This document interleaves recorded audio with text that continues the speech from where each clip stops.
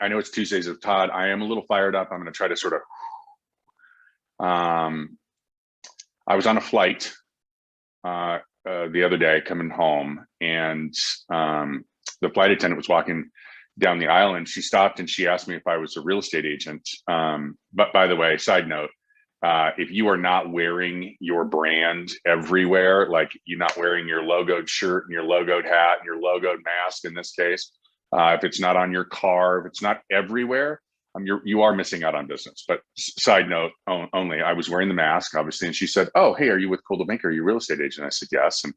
And she explained to me that she'd been in the business for a year, and she asked me, is there any words of wisdom that you can give a new agent? And always flattered, right? Like, that's nice. Sure. So I started asking her questions, as you all can imagine. And I'm like, well, what are you doing? Like, how many phone calls are you making? And how many doors are you knocking on? And what are you doing in the community?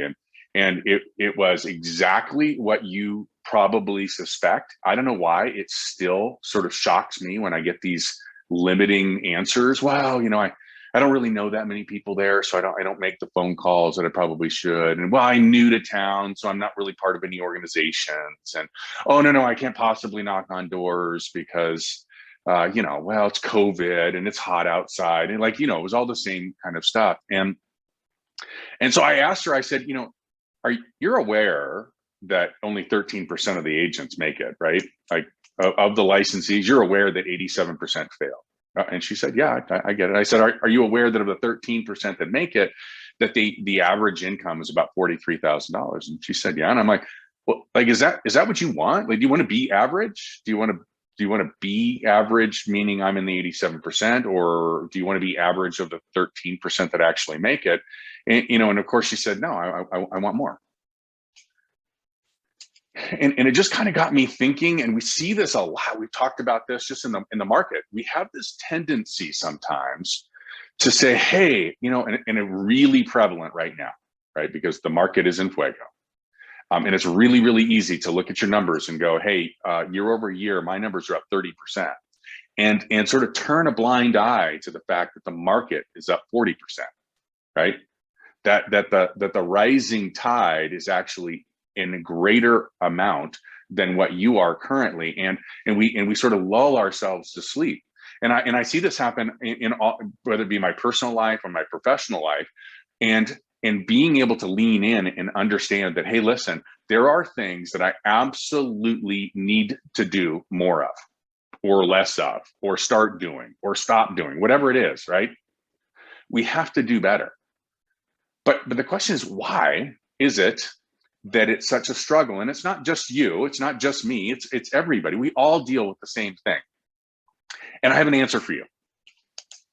And that's Tuesdays with Todd, right? The answer is, it's the pain. We literally will avoid pain at all costs. It's just more pleasurable to sort of sit back and avoid the short-term pain, because we don't want to be in the discomfort. We ultimately, we call it procrastination, right? We want to live in the, hey, 30% up, instead of, oh, hey, the market's up 40%. I need to do more calls. I need to knock on more doors. I need to do these things. The problem is this: you can pay now, or you can pay later. But if you pay later, it's going to be more expensive. I want you to let that sink in for a second. You can pay now or pay later, but later is more expensive. I want to share with you a story. He was 43 years old. He stood 6'6", 240 pounds. He was a strong man. He had hands the size of dinner plates. He had been suffering from headaches, and as the pain got worse, he became nauseous. And one night, the pain was so bad that he began to vomit. He was rushed to the emergency room. When we got to the emergency room, they ran some tests, and they identified that he had a baseball-sized tumor in the front right portion of his brain. obviously the doctors kind of went crazy, and they all came together, and physicians and surgeons, they all came together, and they came up with a plan. Well, it was cancer, and it was going to require surgery. So in the ensuing days, they did the surgery, and they were successful in removing the tumor, thank God. But now they had to figure out where the cancer had come from. So they ran a bunch of tests, and they found that he was in stage 4 lung cancer. That meant another surgery, and they went in and they took 2/3 of his right lung. And while they were in there, they found out that the cancer had spread.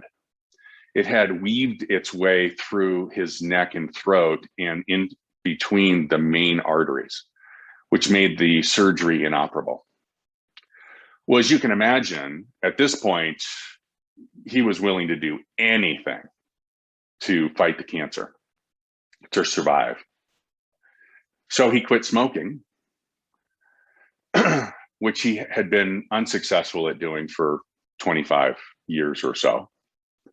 He did radiation, he did chemotherapy, he even did some really expensive experimentals in Europe.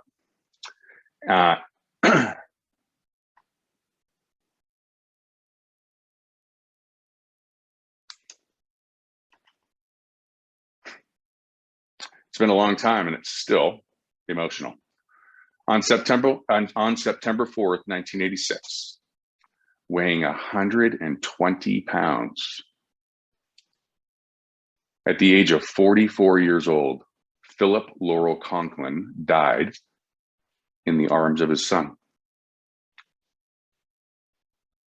He had an opportunity to pay a price and to deal with the pain of quitting smoking for years and years and years.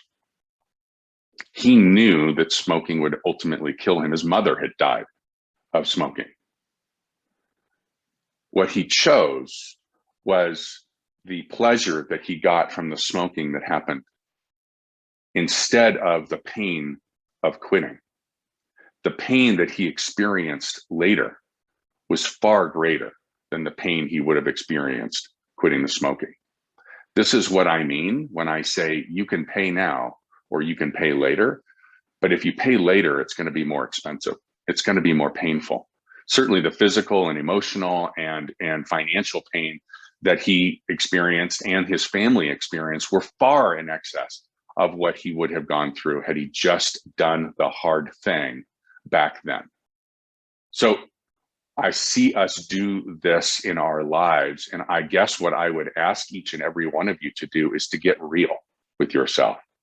Look at the pain that you're avoiding today and ask yourself the question, am I avoiding short-term pain and kicking it down the road and have to deal with the long-term pain? Or is this something that I can tackle now? We've got to get in touch with what this means long-term. And if you don't have a story for your own to remind you of the importance of doing the hard thing now, then borrow mine. Borrow mine.